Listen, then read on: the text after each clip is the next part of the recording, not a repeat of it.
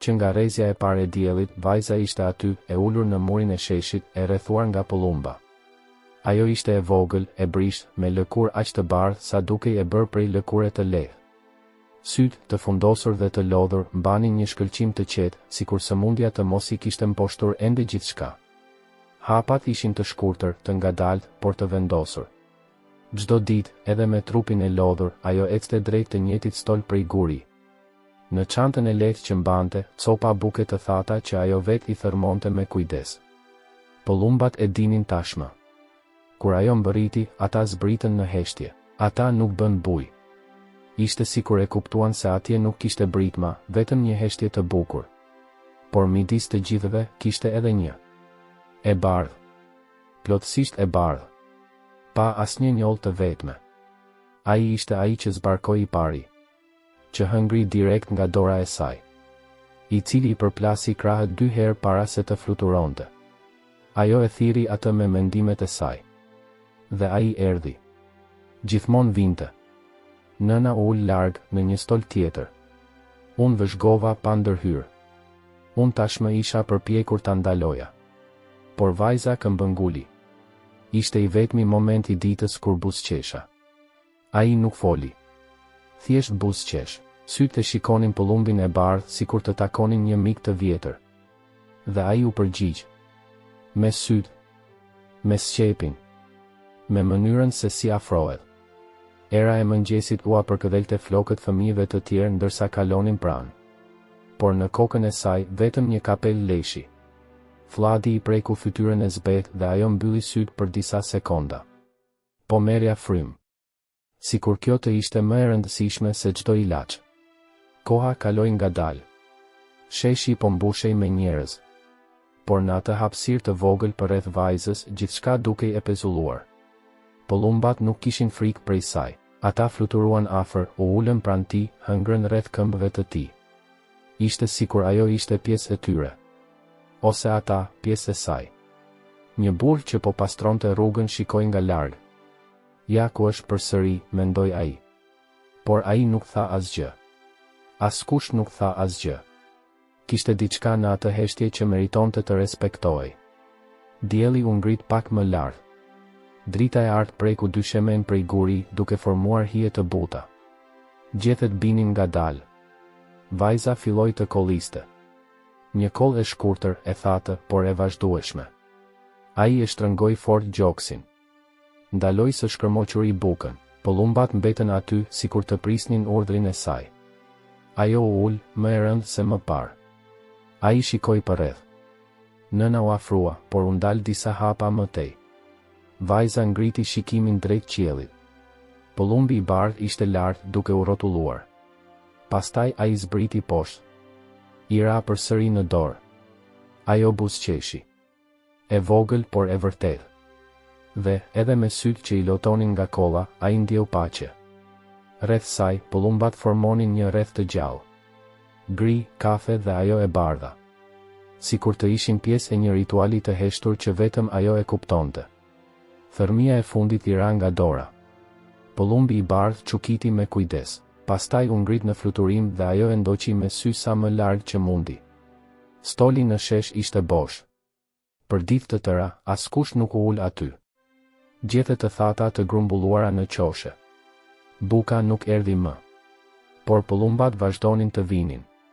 Ata mbërritën në të njëjtën kohë, bën të njëjtin rreth në ajër, u ulën rreth stolit sikur po e prisnin ende. Pëllumbi I bardhë erdhi I pari. Ai fluturoi më lart se të tjerët. Ai ecte ngadalë në përshesh, sikur të kërkonte diçka që nuk ishte më aty. Brenda shtëpisë, vajza ishte shtrirë. Kolla tani ishte më e fortë. Gjoksi I tij ngrihej nga mundimi. Drita që hynte nga dritarja ishte e zbetë si ngjyra e lëkurës së tij. Nëna I mbante perdet gjysmë të hapura. E vendosa karrigen pranë shtratit. Ai ia fshiu butësisht ballin e vajzës së tij me peshirin e lagur. Vajza nuk foli, por I puliti syt ngadalë. Dhe kur arriti ta kthente fytyrën, shikoi jashtë. Ndonjëherë shfaqej pëllumbi I bardhë. Unë fluturova në çati. Ai çukiti pllakat sikur donte të thoshte, jam këtu. Pastaj do të zbrisja poshtë.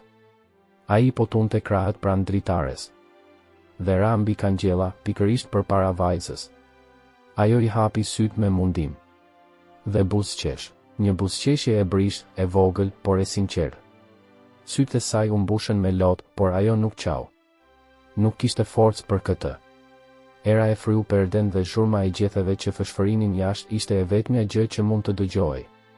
Pëllumbi I bardhë mbeti aty. Pron. Duke e shikuar vajzën sikur mund ta kuptonte dhimbjen e saj.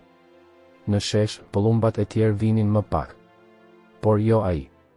Çdo ditë, në të njëjtën kohë, ai ndiqte të njëjtën rrugë. Nga stoli bosh në çati. Nga çatia në dritare. Dhe unë prita. Vajza nuk u ngrit më. Unë nuk thërmoja më bukën, por lidhja e flokëve, tani e lidhur rreth kyçit të dorës si një byzylyk I lirshëm, ishte ende aty. Njësoj sikur shkova në shesh. Ajo e mbante atë fjongon ndonjëherë, sikur të kujtonte fluturimet e buta, ngrohtësinë e diellit, zhurmën e krave. Doktori tha se ishte çështje ditësh. Por askush nuk e tha me zë të lartë. As nëna dhe as fqinjët. As pëllumbi nuk e bën këtë. Heshtja ishte e vetmja gjuhë e lejuar tani. Vonë atë pasdite, qielli u bë gri. Era u shtua. Drita u bë më e ftohtë. Dhe pëllumbi I bardhë erdhi herët. Ra në parapet. Ai shikoi brenda. Vajza hapi sytë me mundim. Pa pëllumbin, ai e lëshoi ajrin ngadalë. Dhe ai buzëqeshi. Nëna në krah të tij I mbante dorën. Unë nuk thash asgjë. Nuk kishte nevojë. Vajza I mbylli sytë ngadalë. Harku ende I lidhur në kyçin e dorës. Pëllumbi I bardhë qëndroi aty për orë të tëra. Pa lëvizur. Stoli mbeti bosh. Por jo të harruara. Vajza nuk foli më. As me sytë e tu. As me gjeste. Ai qëndroi aty duke marrë frym ngadalë, sikur çdo frymmarrje të ishte një përpjekje e matur. Qepallat e saj të rënda mbuluan ngadalë botën, por ajo këmbëngulit I mbante hapur. Për të parë. Nëna e mbante dhomën të pastër. Ajo pastroi dyshemen, ndërroi çarçafët, rregulloi shishet e ilaçeve sikur heshtja të mos e dëmtonte. Ndonjëherë ajo ulej në buzë të shtratit dhe I lëmonte fijet imagjinare të flokëve në kokën e vajzës së saj. Por vajza nuk reagoi. Sa po shikova. Në dritare, pëllumbi I bardhë u kthye. Ditë pas dite. E njëjta rutinë. Në të njëjtën kohë. Do të binte në prag të dritares dhe do të trokiste me sqep në dritare një ose dy herë. Unë po prisja. Unë shikova. Nga brenda, ajo po shikonte gjithashtu. Nuk u pulsua. Mos buzëqesh, por sytë e saj kërkonin të tijin, sikur midis dy shpirtrave, vajzës dhe zogut, të ekzistonte një urë e heshtur e bërë nga zakoni dhe dashuria. Në dorën e saj qëndronte një thërrim e buke. Nëna e saj e kishte vendosur atje nga instinkti. Kështu bënte ajo sa herë që vajza e saj dilte në shesh. Por tani, thërrimi mbeti I palvizshëm. Krahu I dobët. Dora e zbeth. Gishtat pa forcë. Jashtë, era frynte përmes gjetheve. Ai fishkëlleu përmes çarjeve në dritare. Sillte aromën e tokës së lagësht të një shiu që kishte kaluar tashmë. Pëllumbi I bardhë çukiti përsëri. Pastaj u bë qetësi. Ai e shikoi vajzën për minuta të gjata. I përkulur me qafën pak të lakuar anash. Pastaj e fryu gjoksin. Dhe priti. Ajo puliti sytë. Shumë ngadalë. Fryma I doli e shkurtër, pothuajse si një pshertim. Nëna hyri në dhomë. Unë nuk thash asgjë. Sa po u ndal te dera. Vëzhguar. Pastaj vajza bëri një lëvizje të vogël. Ai e vendosi dorën me thërrimet në gjoksin e tij. Ai e ktheu fytyrën nga ana tjetër. Ai mbështeti ballin në dritare. Gota ishte e ftohtë. Por ishte I vetmi kontakt I mundshëm me botën e jashtme. Nga ana tjetër, pëllumbi I bardhë u afrua edhe më shumë. Ai e vendosi sqepin pas xhamit në lartësinë e ballit të saj. Ai nuk lëvizi më. Dhoma ra në heshtje. Nëna u largua ngadalë. E dija që momenti u përkiste vetëm dy krijesave që nuk flisnin. Dielli po perëndonte pas çative. Hija e pëllumbit shtrihej përgjatë murit. dhe vajza, me sytë e mbyllur, mori frym në paqe.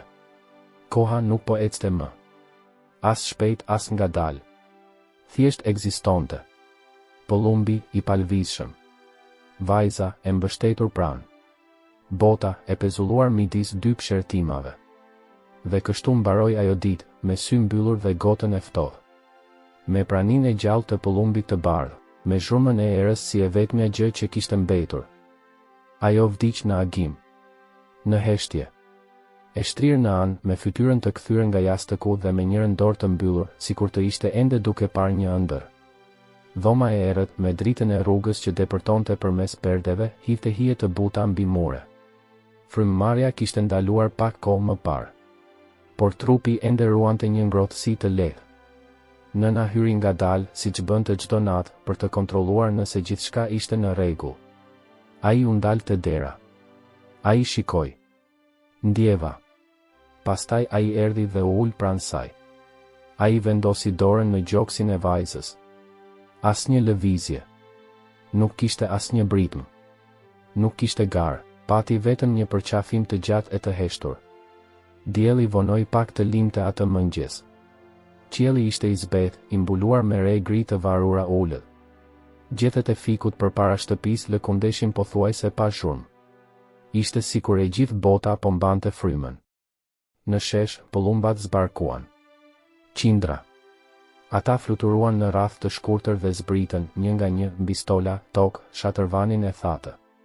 Të gjitha hapësirat ku ajo kalonte ishin të zëna nga pupla.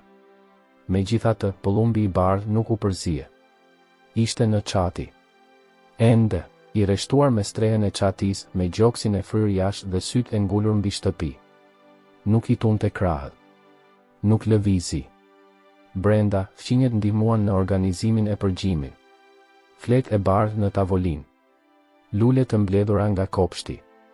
Nga një qiri i ndezur në çdo cep të dhomës. Vajza ishte veshur me rrobat që kishte zgjedhur javë më parë.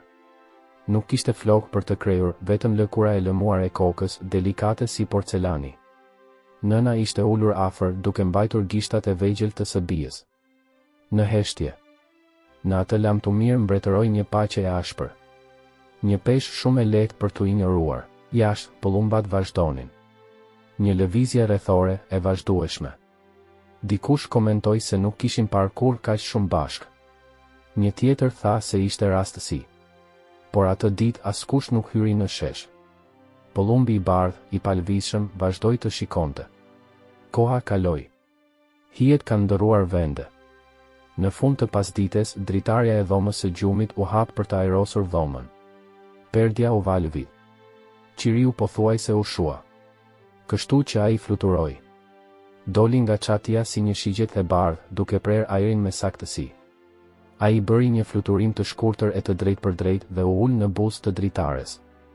Qëndroi aty. Ai shikoi brenda. Për trupin. Për nënën. Deri në heshtje. Askush nuk guxoi të afrohej. As nëna nuk e bën këtë. As fqinjët. Ishte sikur të gjithë e dinin se ai vështrim nuk duhej ndërprerë. Pëllumbi i bardhë qëndroi aty. Asnjë zë. Asnjë gjestë. Vetëm prania. Dhe në atë çast, midis fundit të fëmijërisë dhe peshës së përjetësisë, një pëllumb i thjesht u bë më njerëzor se çdo fjalë. Shtëpia ishte e qetë. Më e qetë se kur më parë. Aroma e luleve mbushte ajrin, e përzier me vapën e mesditës dhe dyllin që shkrinte të qirinjve. Arkivoli i bardhë qëndronte mbi tavolinën në dhomë. I vogël, shumë e lehtë për të përmbajtur kaq shumë mungesë. Sipër saj, lule roz.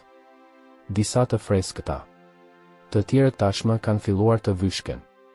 Kishte petale në tokë. Dielli shkëlqente përmes çarjeve në dritare, duke krijuar modele të zbehta në fletën e punës. Përreth, njerëzit janë të heshtur. Ulur në këmbë, mbështetur në mure. Fytyra të kuqe. Duart së bashku.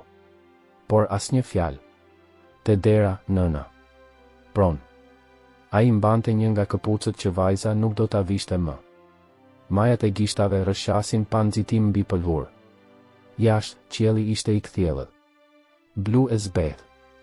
Erë e lehtë. Dhe pëllumbat ishin aty, 4 të parët. pastaj 7. Pra, më shumë se 20. I ullur në qati, në rrugë, në mure. Pëllumbi i bardh në të njëjtin vend, në pemën e ulët përpara derës. Ai po priste. Procesioni filloi ngadalë. 2 persona që mbajnë arkivolin. Nëna ecte nga pas. Askush nuk foli. Askush nuk bëri fotografi. Ata thjesht ecën. Pëllumbat e ndoqën. Ecja e parë në 2 sheme. Pastaj fluturojnë në tufa të vogla, sikur të hapin një shteg në ajër. Ndërsa ju afruan varrezave, u shfaqën më shumë zogj. Nga rrugët fqinje. Nga qatit e largëta. Të shtyllave dhe pemëve. Ishte sikur çdo zog në qytet ishte thirrur, në varreza vrima e hapur priste. Tokë e lagësht. Kryq i thjesht. Një lule e rënë nga buza. Arkivoli u vendos me kujdes. Dhe ndërsa filloi të zbriste, pëllumbi i bardh fluturoi tutje. I ngadalt. Saktësi perfekte. Ai ra në kryq. Me krahët e mbyllur fort. Dhe koka e tij anoi sikur të shite vajzën brenda. Askush nuk lëvizi. Madje as fëmijët që ishin më prapa. Ishte sikur koha kishte ngrirë. Dhe pastaj tingulli. I pari. Pastaj vjetëra. Rrahja e krahëve. Fluturimi. Të gjithë pëllumbat u ngritën në qiell në të njëjtën kohë. E bardh, gri, me njolla. Në rrath të gjerë, elegant, ata e rrethuan varrezën 3-4 herë. Pastaj ata zbarkuan. Në 2 sheme. Në gurët e varreve. Në degët e pemëve. Disa qëndronin krah për krah me këmbët e njerëzve. Të tjerë në tokën e sapo krijuar. Dhe askush nuk bëri zë. Asnjë gumëzhitje e vetme. Vetëm prania. Pëllumbi i bardh ishte ende aty. Në kryq. Tani me diçka në sqev. Një petal. Roz. Delikate si fija e fundit e një lamtumire. Ai nuk fluturoi më. Thjesht mbeti. Sikur e ruante kujtimin e çdo mëngjesi në shesh. Çdo thërrime e marrë. Çdo vështrim i heshtur i shkëmbyer. Dielli filloi të perëndonte. Hija e krahëve të zgjatur prekte tokën si një velo. Dhe në fund të asaj pasditeje, askush nuk foli për mrekulli. As për dhimbjen. Ata thjesht shikuan. Dhe ata e dinin. Në gurin e varrit pa emër të gdhendur ende, pëllumbi i bardh ishte e vetmja gjë që kishte mbetur nga vajza.